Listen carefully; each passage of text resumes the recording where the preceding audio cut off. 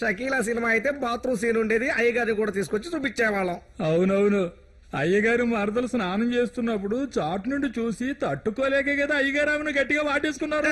ఈ సినిమా ఎందుకు చూపించకూడదు? ఎందుకు వద్దంటున్నారు? ఎవరు చేపట్టుకుంటారో ఏమో. ఎలాగో మనం వచ్చిన పని అయిపోయింది. మీ ఇద్దరికి చాలా సార్లు ఎన్నో విషయాలు చెప్పాలనుకున్నా. సినిమా చూడడానికి వచ్చిన సినిమా చూసి వెళ్ళిపోవాలా, అనవసర విషయాలు జోక్యం చేసుకోకూడదు.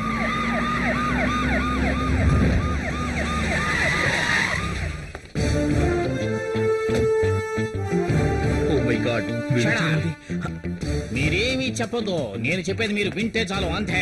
ఈ థియేటర్ ఓనర్ ఎవరు? వీరే సార్. నువ్వెవరు? గడ్డం తోడ గుండావా అని ఊళ్ళో వాళ్ళందరూ అంటూ ఉంటారు. నువ్వేమంటావు? నేను చాలా అమాయకుడి సార్. నువ్వు తప్పుకో. మీరెవరు?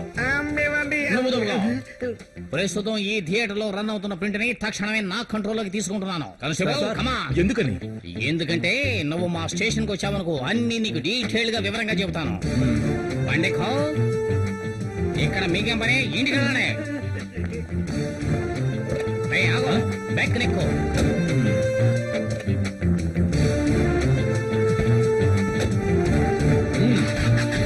తొందరగా ఎక్కడే పడి తిన్నగా స్టేషన్ పోని.